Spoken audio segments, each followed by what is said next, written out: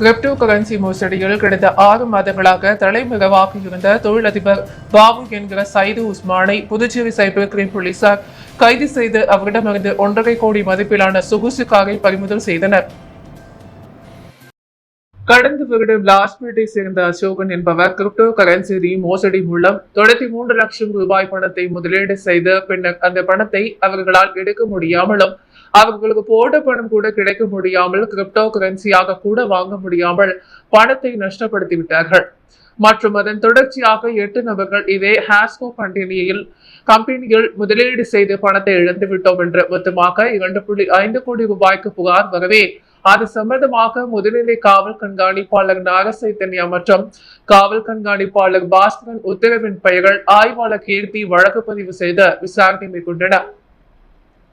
அதன்படி வழக்கு சம்பந்தமாக இதுவரை 5 நபர்களை கைது செய்து அவர்களிடமிருந்து சொகுசு கார்கள் ஆகியவற்றை கைப்பற்றினர்.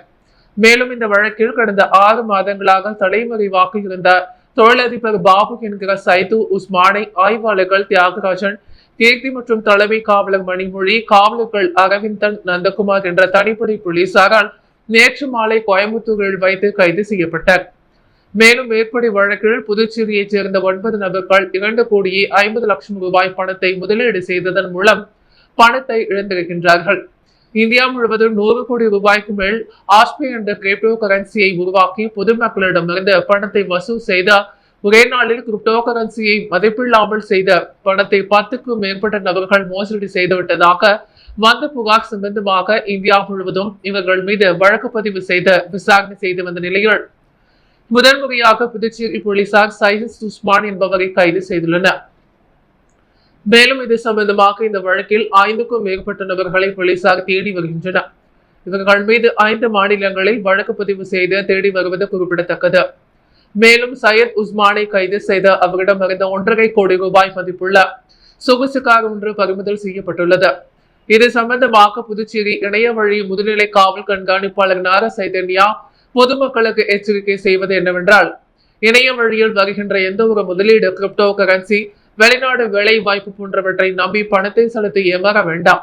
கடந்த ஓராண்டில் மட்டும் 70 கோடி ரூபாய்க்கு மேல் பொதுமக்கள் இணைய மோசடிகள் பணத்தை இழந்திருக்கிறார்கள் என்று தெரிவித்தார். மேலும் சைபர் குற்றம் தொடர்பாக சந்தேகங்களோ அல்லது ஆன்லைன் மோசடியில் பணம் இழந்திருந்தால் உடனடியாக இணைய வழி குற்றப்பிரிவு காவல் நிலைய இலவச தொலைபேசி எண் 1930 இணையதளம் cybercrime.government.in தொலைபேசி எண் 0412261444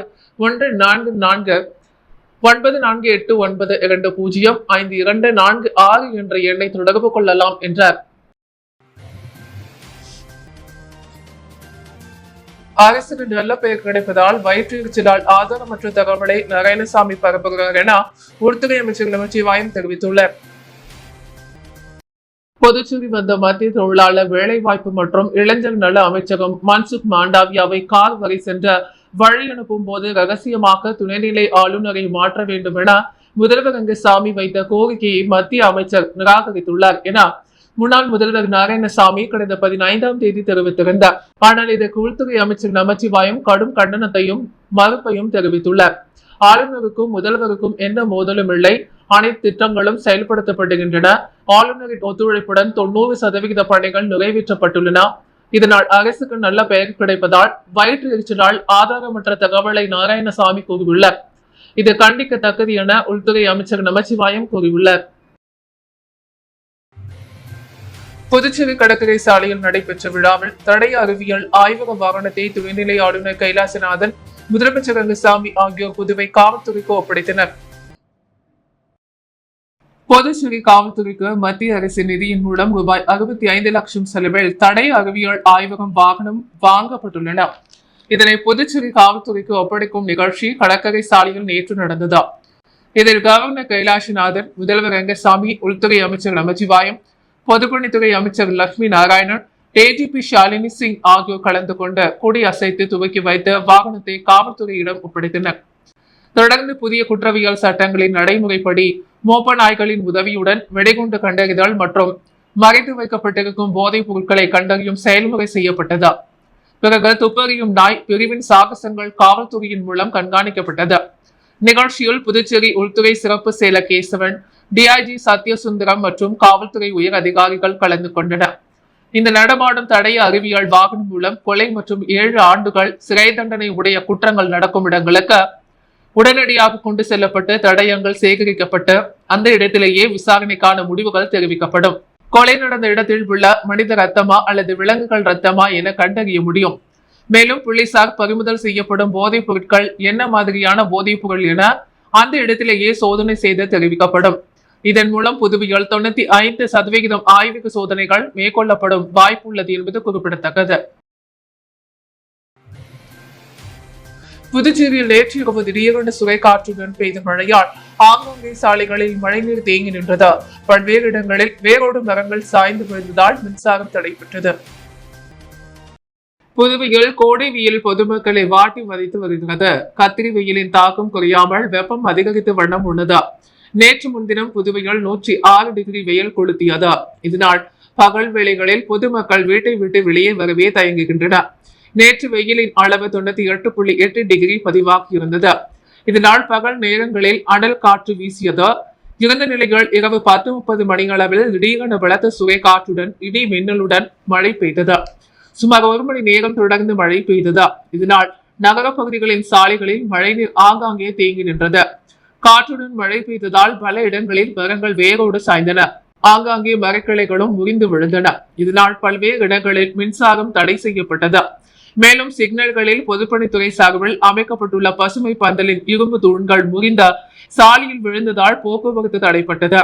மின்னல் தாக்கி காராமணி குப்பம் பகுதியில் ஒரு தென்னை மரம் தீப்பற்றி எரிந்தது. இதனால் பரபரப்பு ஏற்பட்டது. பல நாட்கள் கடும் வெயிலால் பொதுமக்கள் கடும் அவதியடைந்து வந்த நிலையால் நேற்றிரவு பெய்த திடீர் மழையால் ஒரே அளவு வெப்பம் அடைந்த குளிர்ச்சியான சந்தோஷம் நிலவியதால் மக்கள் மகிழ்ச்சி அடைந்தனர். புதுச்சேரி ராஜ்பவன் தொகுதியில் நலத்திட்ட உதவிகள் வீடு வீடாக சென்று சட்டமன்ற உறுப்பினர் VP ராமலிங்கம் வழங்கினர். புதுச்சேரி ராஜ்பவன் தொகுதிக்குட்பட்ட முத்துமாரியம்மன் கோவில் வீதி, ஈஸ்வரன் கோவில் வீதி உள்ளிட்ட பகுதிகளுக்கு சட்டமன்ற உறுப்பினர் VP ராமலிங்கம் நேரடியாக சென்று நலத்திட்ட உதவிகளை வழங்கினார். இந்நிகழ்ச்சிக்கு ராஜ்பவன் தொகுதியின் பாஜக ஒருங்கிணைப்பாளர் நாகராஜன் முன்னிலை வகித்தார். மேலும் நிகழ்ச்சியில் நகர மாவட்ட துணைத் தலைவர் ஆனந்த பாஸ்கர், OBC மாநில துணைத் தலைவர் சீனிவாச பெருமாள் மற்றும் ராஜ்பவன் தொகுதியின் பாஜக நிர்வாகிகளான ரெமோ பிரகாஷ் செல்வம், முத்துக்குமார், சந்தோஷ் முருகன், வீரமணி, மாமகேஸ்வரி, பாக்யா, முனியம்மா, போதை உள்ளிட்ட பல கலந்து கொண்டனர். ரெட்டியார்பாளையம் பிரசிடென்சி மேல்நிலைப் பள்ளி 10ஆம் வகுப்பு மற்றும் 11ஆம் வகுப்பு பொதுத் தேர்வில் 100% தேர்ச்சியினை பெற்று சாதனை புரிந்துள்ளது. புதுச்சேரி ரெட்டியார்பாளையம் பிரசிடென்சி மேல்நிலைப் பள்ளி 10ஆம் வகுப்பு மற்றும் 11ஆம் வகுப்பு பொதுத் தேர்வில் 100% தேர்ச்சியினை பெற்று சாதனை புரிந்துள்ளது. 10ஆம் வகுப்பு பொதுத் தேர்வில் மாணவன் கன்சன் வியானி 493 மதிப்பெண்கள் பெற்று முதலிடமும், மாணவி டோனியா கேத்ரின் 492 மதிப்பெண்கள் பெற்று 2ஆம் இடமும், மாணவன் சந்தீப் 487 மதிப்பெண்கள் பெற்று 3ஆம் இடம் பிடித்து சாதனை புரிந்துள்ளனர். மேலும் பல மாணவர்கள் 450 மதிப்பெண்களுக்கு மேல் பெற்றுள்ளனர். 11ஆம் வகுப்பு பொதுத் தேர்வில் மாணவி ஹர்னி 591 மதிப்பெண்கள் பெற்று முதலிடமும், மாணவி கிருத்திகா 583 மதிப்பெண்கள் பெற்ற 2ஆம் இடமும், மாணவி திவ்யதர்ஷினி 575 மதிப்பெண்களுடன் 3ஆம் இடமும் பெற்று சாதனை புரிந்துள்ளனர். இப்பள்ளியானது 12ஆம் வகுப்பு பொதுத் தேர்வில் 100% தேர்ச்சியை பெற்று சாதனை படைத்துள்ளது. வெற்றி பெற்ற மாணவ மாணவியரே பள்ளியின் தாளாளர் கிறிஸ்டி ராஜ், பள்ளி முதல்வர் ஜெயந்தி ராணி, பள்ளியின் துணை முதல்வர் ஆரோக்கியதாஸ் ஆகியோர் பொன்னாடை அணிவித்து பாராட்டி இனிப்பு வழங்கி வாழ்த்தினர். புதுச்சேரி பல்கலைக்கழகத்தில் கல்லூரி மாணவ மாணவிகளின் தேசிய கொடி வெற்றி ஊர்வலத்தை துணைநிலை ஆளுநர் கைலாஷநாதன் தொடங்கி வைத்தார். புதுச்சேரி பல்கலைக்கழகம் சார்பில் ஏற்பாடு செய்யப்பட்ட பல்கலைக்கழகம் மற்றும் கல்லூரி மாணவ மாணவிகளின் தேசிய கொடி வெற்றி ஊர்வலம் புதுச்சேரி பல்கலைக்கழக வளாகத்தில் இன்று நடைபெற்றது.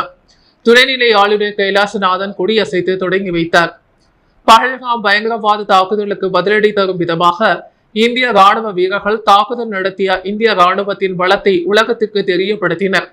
அதற்கு நன்றியும் பாராட்டும் தெரிவிக்கும் விதமாக மாணவ மாணவர்களின் இந்த பேரணி நடைபெற்றது. பல்கலைக்கழக துணைவேந்தர் பிரகாஷ் பாபு, உள்துறை அமைச்சர் நமச்சிவாயம், சட்டமன்ற உறுப்பினர் கல்யாண சுந்தரம், பல்கலைக்கழக பதிவாளர் மற்றும் பேராசிரியர்கள் உடனிருந்தனர். முழக்குளம் அருள்மிகு ஸ்ரீ முத்துமாரியம்மன் ஆலய கும்பாபிஷேக விழாவை முன்னிட்டு உழவர்கரை தொகுதி என்ஆர் காங்கிரஸ் பிரமுகர் டாக்டர் கே நாராயணசாமி கோவில் தரைக்கும் கிரானைட் கல் அமைப்பதற்கு 1,50,000 ரூபாய் நன்கொடை வழங்கினர். புதுச்சேரி உழவர்கரை தொகுதிக்குட்பட்ட மூலகுளம் பகுதியால் அமைந்திருக்கும் அருள்மிகு ஸ்ரீ முத்து மாரியம்மன் ஆலய கும்பாபிஷேகம் சிறப்பாக நடைபெற்றது. இதில் சிறப்பு அழைப்பாளராக கலந்து கொண்ட உழவர்கரை தொகுதி என்ஆர் காங்கிரஸ் பிரமுகர் மக்கள் சேவகர் டாக்டர் நாராயணசாமி சுவாமி தரிசனம் செய்த கோவில் நிர்வாகத்திடம் சார்பாக அளிக்கப்பட்ட சிறப்பு மரியாதையை ஏற்றுக்கொண்டார். முன்னதாக கோவில் தரைக்கு கிரானைட் கல் அமைப்பதற்கு 1,50,000 ரூபாய் நன்கொடை வழங்கினர். மற்றும் நேற்று மாலை கோவில் யாகசாலை பூஜையில் கலந்து கொண்ட மூலகுளம் பகுதியில் உள்ள சுமார் 400 வீடுகளுக்கு நேரடியாக சென்று கும்பாபிஷேகத்தை முன்னிட்டு சிறப்பு தாம்பூலமாக டேன்னக் செட் தனது சொந்த செலவில் வழங்கினர். அப்போது கோவில் நிர்வாகிகள், ஊர் முக்கியஸ்தர்கள், என்ஆர் காங்கிரஸ் கட்சியினர் மற்றும் பொதுமக்கள் திரளாக கலந்து கொண்டனர். விவேகானந்தா சிபிஎஸ்இ பள்ளி மாணவர்கள் தொடர்ந்து 10ஆம் ஆண்டு 10ஆம் வகுப்பு மற்றும் 5ஆம் ஆண்டு 12ஆம் வகுப்பு தேர்வில் சாதனை படைத்தனர். புதுவை ஐயன்குட்டிபாளையம் கோபாலக்கடையில் அமைந்துள்ள விவேகானந்தா சிபிஎஸ்இ பள்ளி 10ஆம் வகுப்பு மற்றும் 12ஆம் வகுப்பு பொதுத் தேர்வில் மாணவர்கள் சாதனை படைத்துள்ளனர். இந்த ஆண்டு நடைபெற்ற 10ஆம் வகுப்பு தேர்வில் பங்கேற்ற 129 மாணவர்களும் தேர்ச்சி பெற்றனர். மாணவி பக்ரிதி 500க்கு 490 மதிப்பெண்கள் பெற்று பள்ளி அளவில் முதல் இடத்தை பிடித்தார். மாணவன் சண்முகவேலன் 486 மதிப்பெண்கள் பெற்று 2வது இடத்தையும், மாணவன் கதிரவன் 484 மதிப்பெண்களுடன் 3வது இடத்தையும் பிடித்தனர். 450 மதிப்பெண்களுக்கு மேல் 20 மாணவர்கள், 375க்கு மேல் 61 மாணவர்களும் பெற்றுள்ளனர். தேர்வு எழுதிய அனைவரும் முதல் வகுப்பில் தேர்ச்சி பெற்றுள்ளனர். கணித பாடத்தில் ஒரு மாணவரும், அறிவியல் பாடத்தில் ஒரு மாணவரும் 100க்கு 100 மதிப்பெண்களை பெற்றுள்ளார்கள். இந்த ஆண்டு நடைபெற்ற 12ஆம் வகுப்பு பொதுத் தேர்வில் பங்கேற்ற 84 மாணவர்களில் மாணவர் ராதீஸ்வரன் 500க்கு 475 மதிப்பெண்கள் பெற்று பள்ளி அளவில் முதல் இடத்தை பிடித்தார். மாணவன் கைலாஷ் 453 மதிப்பெண்கள் பெற்று 2வது இடத்தையும், மாணவி ஆதிரை பிரபு மற்றும் மாணவன் துரிகேஷ் 449 மதிப்பெண்களுடன் 3வது இடத்தையும் பிடித்தனர். 400 மதிப்பெண்களுக்கு மேல் 23 மாணவர்கள் பெற்றுள்ளனர். தேர்வு எழுதிய அனைவரும் முதல் வகுப்பில் தேர்ச்சி பெற்றுள்ளனர். சாதனை படைத்த மாணவ மாணவிகளை விவேகானந்தா கல்வி குழுமத்தின் தாளாளர், பாராளுமன்ற மாநிலங்களவை உறுப்பினர் செல்வகணபதி, முதன்மை முதல்வர் பத்மா, விவேகானந்தா சிபிஎஸ்இ பள்ளி முதல்வர் மேனகா ஆகியோர் பாராட்டினர். Rotary Club of Pondicherry Eves சார்பில் நடைபெற்ற வணிக கண்காட்சியை துணைநிலை ஆளுநர் கைலாசநாதன் தொடங்கி வைத்தார். Rotary Club of Pondicherry Eve சார்பில் புதுச்சேரி சித்தன்குடியில் உள்ள ஜெயராம் திருமண மண்டபத்தில் மெகா வணிக கண்காட்சி இன்று நடைபெற்றது. இதில் சிறப்பு விருந்தினராக துணைநிலை ஆளுநர் கைலாசநாதன் கலந்து கொண்ட ரிப்பன் வெட்டி குத்துவிளக்கு ஏற்றி கண்காட்சியை துவக்கி வைத்தார். நிகழ்ச்சியில் சுற்றுலாத்துறை இயக்குநர் முரளிதரன், சுற்றுலாத்துறை செயலர் மணிகண்டன், புதுச்சேரி நகராட்சி ஆணையர் கந்தசுவாமி, ரோட்டரி மாவட்ட 2981 மண்டலம் உதவி ஆளுநர் மேரி ஸ்டெல்லா ஆகியோர் கலந்து கொண்டு சிறப்பித்தனர். முன்னதாக அனைத்து விருந்தினர்களையும் கண்காட்சி மற்றும் சங்கத்தின் தலைவருமான ரோட்டரியன் அனுராதா ராஜகோபாலன் வரவேற்று பேசினார். அப்போது இந்த கண்காட்சியில் வீட்டிற்கு தேவையான அனைத்து பொருட்களும், பெண்களுக்கான ஆடை அணிகலன்கள், ஆண்கள் மற்றும் குழந்தைகளுக்கு தேவையான ஆடைகள், விளையாட்டு பொருட்கள் இடம்பெற்றுள்ளன. மேலும் கண்காட்சியில் 1 மணி நேரத்திற்கு ஒரு முறை குழுக்கள் நடத்தப்பட்டு பரிசுகள் வழங்கப்படும் என்று தெரிவித்தனர். புதுச்சேரி சுற்றுலாத்துறை சார்பில் நடத்தப்பட்ட வணிக திருவிழாவில் குழுக்கள் முறையில் தேர்வு செய்யப்பட்ட வாடிக்கையாளர்களுக்கு முதலமைச்சர் ரங்கசாமி பரிசு வழங்கினார். சுற்றுலாத்துறை சார்பில் வணிக திருவிழா நடத்தப்பட்டு பரிசளிப்பு விழா புதுச்சேரி கடற்கரை சாலை காந்தி திடலில் நடந்தது. வணிக திருவிழா புதுச்சேரி, காரைக்கால், மாகி, ஏனாம் ஆகிய பிராந்தியங்களில் நடந்தது. இதில் புதுச்சேரியில் 230 வணிக நிறுவனங்களும், காரைக்காலில் 151 வணிக நிறுவனங்களும், மாகியில் 35 வணிக நிறுவனங்களும், ஏனாமில் 55 வணிக நீட்சி நிறுவனங்களும், மொத்தம் 479 வணிக நிறுவனங்கள் இந்த விழாவில் பங்கேற்று 34 லட்சம் பரிசு கூப்பன்களை வாடிக்கையாளர்களுக்கு வாங்கிய பொருட்களின் மதிப்பிற்கேற்ப இலவசமாக விநியோகம் செய்யப்பட்டது. கம்பன் கலையரங்கத்தில் நடைபெற்ற குழுக்கள் முடிவில் முதல் பரிசாக 34 மாருதி கார்களும், 2ஆம் பரிசாக 68 ஹீரோ ஸ்கூட்டர்களும், 3வது பரிசாக 340 கிரைண்டர்களும், 4ஆம் பரிசாக 340 மிக்சிகளும், 5ஆம் பரிசாக 3400 எலக்ட்ரிக் கேடல்களும், ஆறாம் பரிசாக 34,000 எவரெஸ்ட் டோப் செட்டுகளும், 7ஆம் பரிசாக 3,400 மெழுகுகளும் மொத்தம் 72,142 பரிசுகள் அறிவிக்கப்பட்டன. இதற்கான பரிசளிப்பு விழா புதுச்சேரி கடற்கரை சாலை காந்தி திடலில் நேற்று நடந்தது. விழாவில் முதல்வர் ரங்கசாமி கலந்து கொண்டு வாடிக்கையாளர்களுக்கு பரிசுகளை வழங்கினார். நிகழ்ச்சியில் அமைச்சர்கள் லட்சுமி நாராயணன், திருமுருகன், சிவசங்கரன், சட்டமன்ற உறுப்பினர், சுற்றுலாத்துறை இயக்குநர் முரளிதரன் ஆகியோர் கலந்து கொண்டனர். புதுச்சேரி மதகடிப்பட்டில் உள்ள ஸ்ரீ மணக்குள விநாயகர் கல்வி அறக்கட்டளையின் ஓர் அங்கமான SMV பள்ளியில் கோடைக்கால பயிற்சி வகுப்புகள் நிறைவு நாள் நிகழ்ச்சி நடைபெற்றது. பல்வேறு பள்ளி மாணவர்களை ஒருங்கிணைத்து மாணவர்களின் பன்முக திறமையை வளர்க்கும் நோக்கில் SMV பள்ளியில் கோடைக்கால பயிற்சி வகுப்புகள் மே மாதம் 5ஆம் தேதியன்று தொடங்கியது. 10 நாட்கள் தொடர்ந்து நடைபெற்ற பயிற்சி வகுப்புகள் மே மாதம் 17ஆம் தேதியுடன் நிறைவு பெற்றது.